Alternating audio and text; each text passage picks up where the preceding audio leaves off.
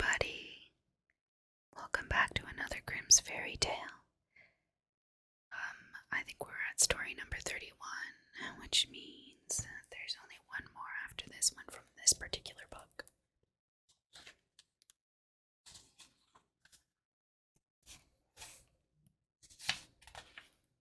Yeah, this is the one we're on here. And then we'll have it's interesting, the titles of the last two are very similar, but yeah. Today we're doing The Golden Bird. So if you like whispered ASMR, reading, and fairy tales, make sure you give this video a like and subscribe to my channel. Alright, let's get started. Push this up just a little bit. The Golden Bird. In times gone by, there was a king who had at the back of his castle a beautiful pleasure garden, in which stood a tree that bore golden apples. As the apples ripened, they were counted. But one morning one was missing. Then the king was angry, and he ordered that watch should be kept about the tree every night.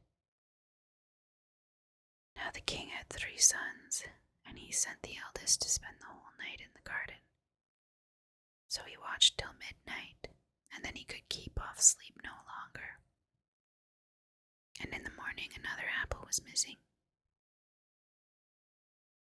The second son had to watch the following night, but it fared no better, for when 12 o'clock had struck, he went to sleep, and in the morning another apple was missing. Now came the turn of the third son to watch, and he was ready to do so, but the king had less trust in him, and believed he would acquit himself still worse than his brothers. But in the end he consented to let him try. So the young man lay down under the tree to watch, and resolved that sleep should not be master. When it struck 12, something came rushing through the air, and he saw in the moonlight a bird flying towards him, whose feathers glittered like gold. The bird perched upon the tree, and had already pecked off an apple when the young man let fly an arrow at it. The bird flew away, but the arrow had struck its plumage, and one of its golden feathers fell to the ground. The young man picked it up, and taking it next morning to the king, told him what had happened in the night. The king called his council together, and all declared that such a feather was worth more than the whole kingdom. Since the feather is so valuable, said the king, one is not enough for me. I must and will have the whole bird. So the eldest son set off, and relying on his own cleverness, he thought he should soon find the golden bird. When he had gone some distance, he saw a fox sitting at the edge of a wood, and he pointed his gun at him. The fox cried out, "Do not shoot me, and I will give you good counsel. You are on your way to find the golden bird, and this evening you will come to a village in which 2 taverns stand facing each other. One will be brightly lighted up, and there will be plenty of merriment going on inside. Do not mind about that, but go into the other one, although it will look to you very uninviting." How can a silly beast give one any rational advice, thought the king's son, and let fly at the fox, but missed him, and he stretched out his tail and ran quick into the wood. Then the young man went on his way, and towards evening he came to the village, and there stood the 2 taverns, and one singing, and dancing was going on. The other looked quite dull and wretched. "I should be a fool," said he, "to go into that dismal place, while there is anything so good close by." So he went into the merry inn, and there lived in clover, quite forgetting the bird and his father, and all good counsel. As time went on, and the eldest son never came home, The second son set out to seek the golden bird. He met with the fox just as the eldest did, and received good advice from him without attending to it. And when he came to the 2 taverns, his brother was standing and calling to him at the window of one of them, out of which came sounds of merriment. So he could not resist, but went in and revelled to his heart's content. And then as time went on, the youngest son wished to go forth and to try his luck. But his father would not consent. It would be useless, said he. He is much less likely to find the bird than his brothers, and if any misfortune were to happen to him, he would not know how to help himself.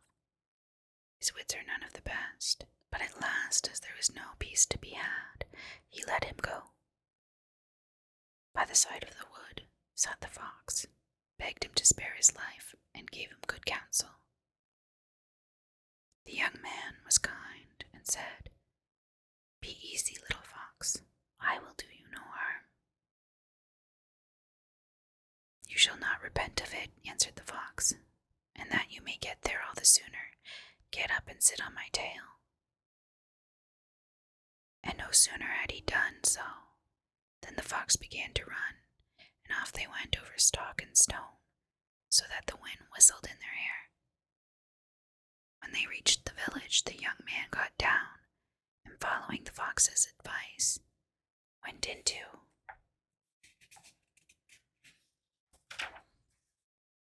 the mean-looking tavern without hesitating, and there he passed a quiet night. The next morning, when he went out into the field, the fox, who was sitting there already, said, "I will tell you further what you have to do. Go straight on until you come to a castle, before which a great band of soldiers lie, but do not trouble yourself about them, for they will be asleep and snoring.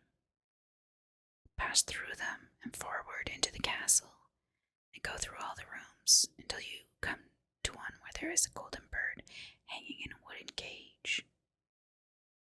Near at hand will stand empty a golden cage of state, but you must beware of taking the bird out of its ugly cage and putting him into the fine one. If you do so, you will come to harm." After he had finished saying this, the fox stretched out his tail again, and the king's son sat him down upon it. Then away they went over stock and stone, so that the wind whistled through their hair. And when the king's son reached the castle, he found everything as the fox had said, and he at last entered the room where the golden bird was hanging in a wooden cage, while a golden one was standing by. The 3 golden apples too were in the room. Then, thinking it foolish to let the beautiful bird stay in that mean and ugly cage, he opened the door of it, took hold of it, and put it in the golden one. In the same moment, the bird uttered a piercing cry. The soldiers awaked, rushed in, seized the king's son, and put him in prison. The next morning he was brought before a judge, and, as he confessed everything, condemned to death. But the king said he would spare his life on one condition, that he should bring him the golden horse whose paces were swifter than the wind, and that then he should also receive the golden bird as a reward. So the king's son set off to find the golden horse, but he sighed and was very sad, for how should it be accomplished? And then he saw his old friend the fox sitting by the roadside. "Now you see," said the fox, "all this has happened because you would not listen to me. But be of good courage. I will bring you through and will tell you how you are to get to the golden horse. You must go straight on until you come to a castle where the horse stands in his stable. Before the stable door the grooms will be lying, but they will all be asleep and snoring, and you can go and quietly lead out the horse. But one thing you must mind. Take care to put upon him the plain saddle of wood and leather, and not the golden one, which will hang close by, otherwise it will go badly with you." Then the fox stretched out his tail, and the king's son seated himself upon it. And away they went over stock and stone until the wind whistled through their hair. And everything happened just as the fox had said. And he came to the stall where the golden horse was, and as he was about to put on him the plain saddle, he thought to himself, "Such a beautiful animal would be disgraced were I not to put on him the good saddle, which becomes him so well." However, no sooner did the horse feel the golden saddle touch him than he began to neigh, and the grooms all awoke, seized the king's son, and threw him into prison. The next morning he was delivered up to justice and condemned to death, but the king promised him his life, and also to bestow upon him the golden horse, if he could convey thither the beautiful princess of the golden castle. With a heavy heart, the king's son set out, but by great good luck he soon met with the faithful fox. "I ought now to leave you to your own ill luck," said the fox, "but I am sorry for you and will once more help you in your need. Your way lies straight up to the golden castle. You will arrive there in the evening, and at night, when all is quiet, the beautiful princess goes to the bath. And as she is entering the bathing house, go up to her and give her a kiss. Then she will follow you, and you can lead her away. But do not suffer her first to go and take leave of her parents, or it will go ill with you." Then the fox stretched out his tail. The king's son seated himself upon it, and away they went over stock and stone, so that the wind whistled through their hair. And when he came to the golden castle, all was as the fox had said. He waited until midnight, when all lay in deep sleep, and then as the beautiful princess went to the bathing house, he went up to her and gave her a kiss, and she willingly promised to go with him, but she begged him earnestly and with tears that he would let her first go and take leave of her parents. At first he denied her prayer, but as she wept so much the more and fell at his feet, he gave in at last. And no sooner had the princess reached her father's bedside than he and all who were in the castle woke up, and the young man was seized and thrown into prison. The next morning the king said to him, "Thy life is forfeit, but thou shalt find grace if thou canst level that mountain that lies before my windows, and over which I am not able to see, and if this is done within 8 days, thou shalt have my daughter for a reward." So the king's son set to work, and dug and shuffled away without ceasing. But when on the 7th day he saw how little he had accomplished, and that all his work was as nothing, he fell into great sadness and gave up all hope. But on the evening of the 7th day the fox appeared and said, "You do not deserve that I should help you, but go now and lie down to sleep, and I will do the work for you." The next morning when he woke and looked out of the window, the mountain had disappeared. The young man hastened full of joy to the king and told him that his behest was fulfilled, and whether the king liked it or not, he had to keep to his word and let his daughter go. So they both went away together, and it was not long before the faithful fox came up to them.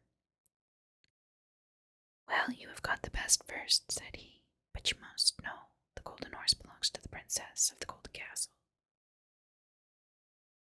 "But how shall I get it?" asked the young man. "I am going to tell you," answered the fox. "First go to the king who sent you to the golden castle, and take to him the beautiful princess. There will then be very great rejoicing.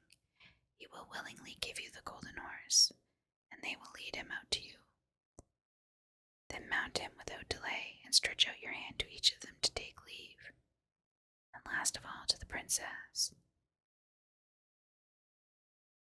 And when you have her by the hand, swing her up on the horse behind you, and off you go. Nobody will be able to overtake you, for that horse goes swifter than the wind." So it was all happily done, and the king's son carried off the beautiful princess on the golden horse. The fox did not stay behind, and he said to the young man, "Now I will help you to get the golden bird. When you draw near the castle where the bird is, let the lady alight, and I will take her under my care. Then you must ride the golden horse into the castle yard, and there will be great rejoicing to see it, and they will bring out to you the golden bird. As soon as you have the cage in your hand, you must start off back to us, and then you shall carry the lady away." The plan was successfully carried out, and when the young man returned with the treasure, the fox said, "Now what will you give me for my reward?" "What would you like?" asked the young man. "When we are passing through the wood, I desire that you should slay me and cut my head and feet off." Wait, what? What is happening?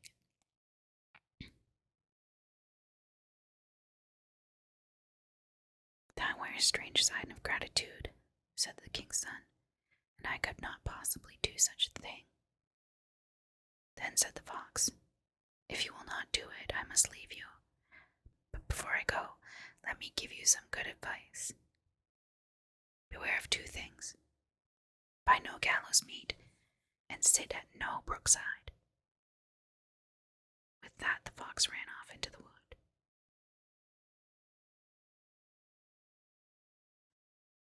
The young man thought to himself, "That is a wonderful animal, with most singular ideas. How should anyone buy gallows meat? And I am sure I have no particular fancy for sitting by a brookside."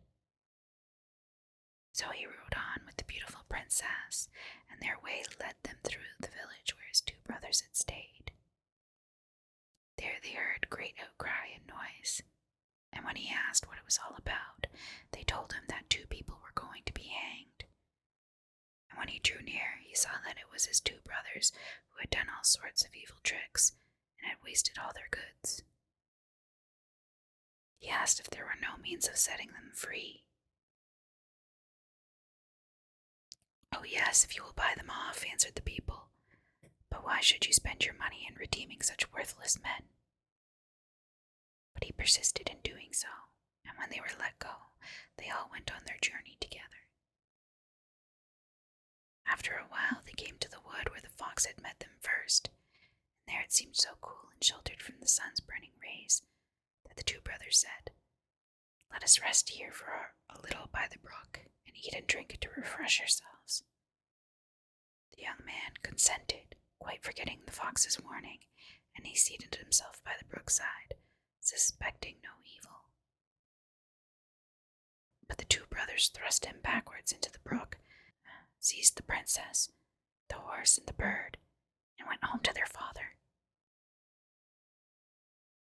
"Is not this the golden bird that we bring?" said they. "And we have also the golden horse and the princess of the golden castle."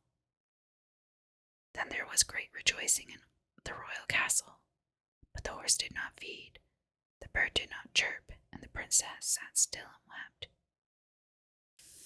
The youngest brother, however, had not perished. The brook was, by good fortune, dry, and he fell on soft moss without receiving any hurt. But he could not get up again. But in his need, the faithful fox was not lacking. He came up running and reproached him for having forgotten his advice. "But I cannot forsake you all the same," said he. "I will help you back again into daylight." So he told the young man to grasp his tail and hold on to it fast. And so he drew him up again. "Still, you are not quite out of all danger," said the fox. "Your brothers, not being certain of your death, have surrounded the wood with sentinels, who are to put you to death if you let yourself be seen." A poor beggar man was sitting by the path, and the young man changed clothes with him and went clad in that wise into the king's courtyard. Nobody knew him, but the bird began to chirp, and the horse began to feed, and the beautiful princess ceased weeping. "What does this mean?" said the king, astonished. The princess answered, "I cannot tell, except that I was sad, and now I am joyful. It is to me as if my rightful bridegroom had returned." Then she told him all that happened, although the two brothers had threatened to put her to death if she let out anything. The king then ordered every person who was in the castle to be brought before him, and with the rest came the young man like a beggar in his wretched garments. But the princess knew him and greeted him well, falling on his neck and kissing him. The wicked brothers were seized and put to death, and the youngest brother was married to the princess and succeeded to the inheritance of his father. But what became of the poor fox? Long afterwards, the king's son was going through the wood, and the fox met him and said, "Now you have everything that you can wish for, but my misfortunes never come to an end, and it lies in your power to free me from them." And once more he prayed the king's son earnestly to slay him and cut off his head and feet. So at last he consented, and no sooner was it done than the fox was changed into a man, and was no other than the brother of the beautiful princess. And thus he was set free from a spell that had bound him for a long, long time. And now, indeed, there lacked nothing to their happiness as long as they lived. An interesting story, isn't it? Well, that's the end of that. If you liked this story, don't forget to like and subscribe to my channel. The next story I'll be reading to you is called The Golden Goose. Alrighty. The Golden Goose is actually the last story of the book. And then we'll be moving to another book that contains more of Grimm's fairy tales. This is just like a small selection of them. Alright, thank you so much for watching, and I will see you again soon.